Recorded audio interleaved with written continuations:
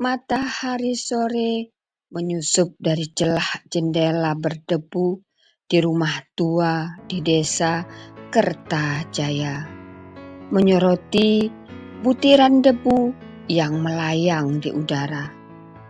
Arya, seorang pemuda berusia 27 tahun, sedang membersihkan rumah peninggalan kakeknya yang baru saja diwariskan kepadanya.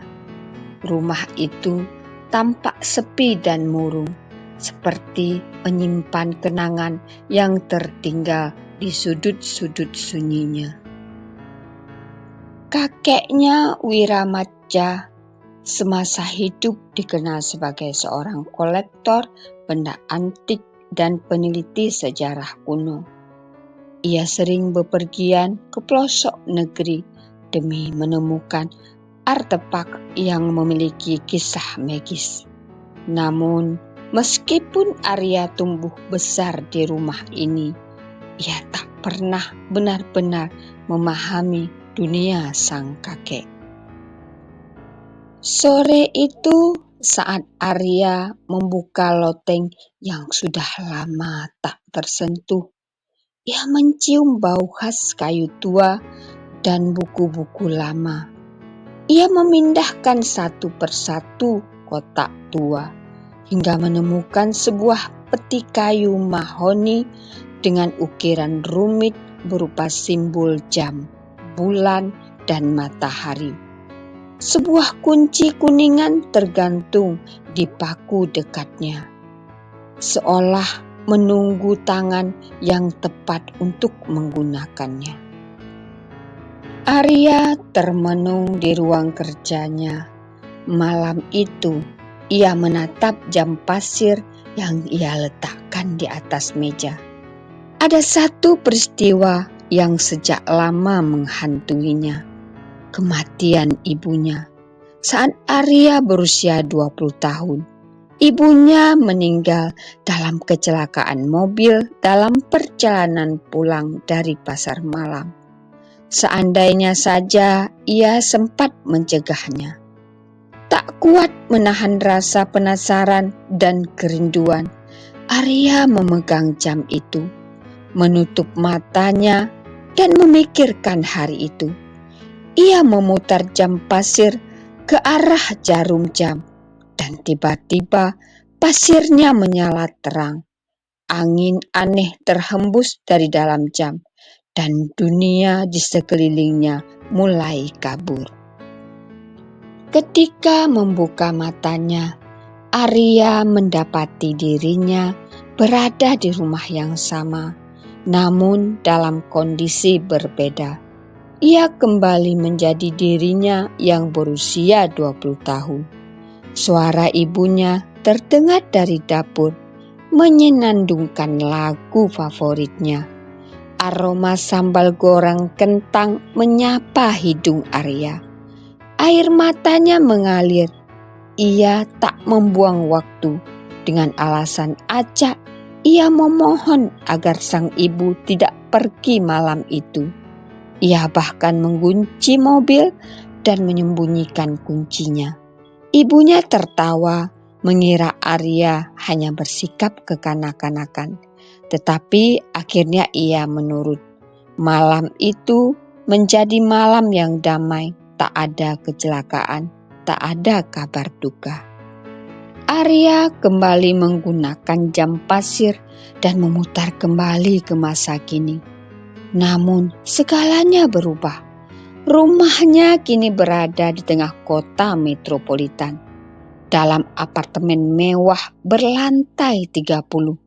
Ia adalah CEO dari perusahaan teknologi besar bernama Chronotech.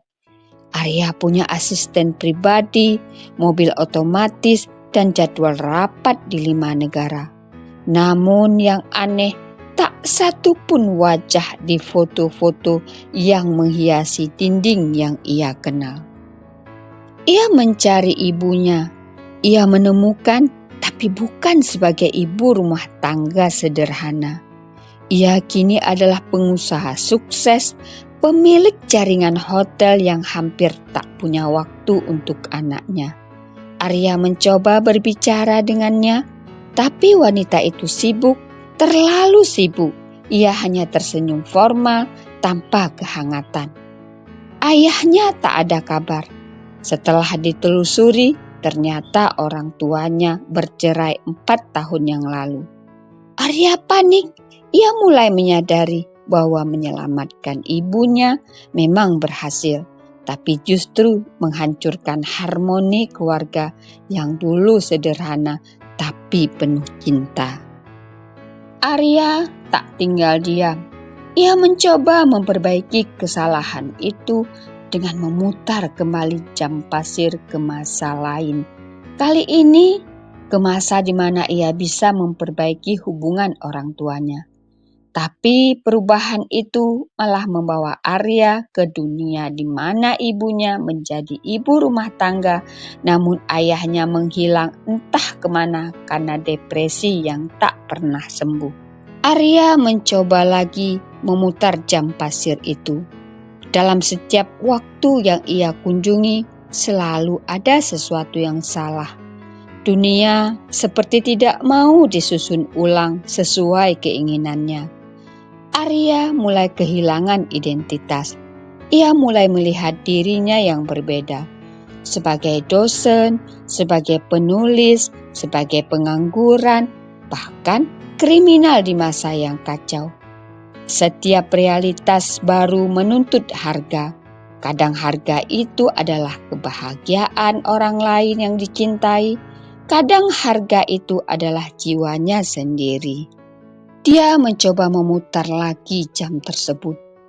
Dalam satu versi realitas yang penuh kehancuran, Arya menemukan tempat aneh, sebuah bangunan tua di tengah padang waktu beku, bernama Perpustakaan Waktu.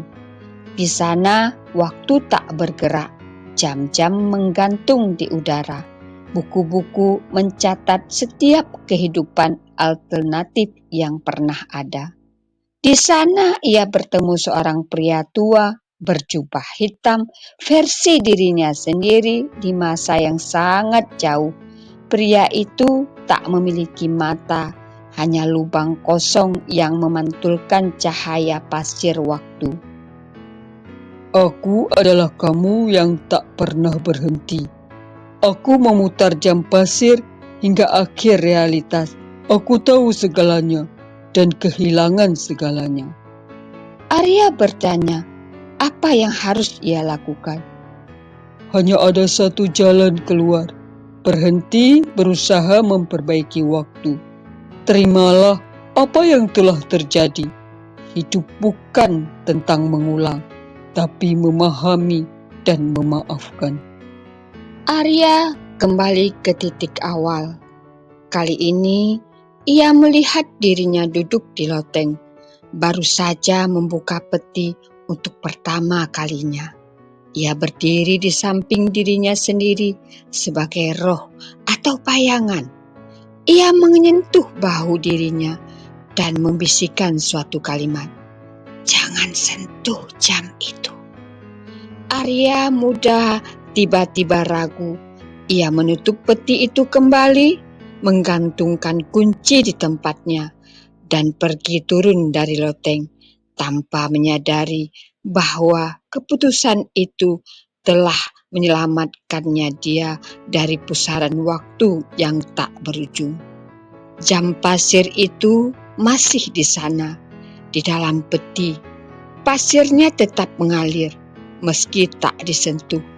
Ia menunggu, tidak sabar untuk disentuh tangan berikutnya yang tergoda untuk mengubah takdir. Waktu seharusnya dihargai dan dijalani dengan bijak, bukan dimanipulasi sesuai keinginan. Pesan moral yang bisa disampaikan pada cerita ini adalah waktu adalah anugerah, bukan alat yang bisa kita kendalikan. Setiap keputusan membawa konsekuensi. Belajar menerima dan memaafkan lebih penting daripada menyesali. Kesempurnaan adalah ilusi. Manusia harus hidup di masa kini. dan jangan terjebak dalam penyesalan masa lalu. Hargai waktu, jalani masa kini, dan terimalah hidup apa adanya. Sampai jumpa pada cerita-cerita berikutnya.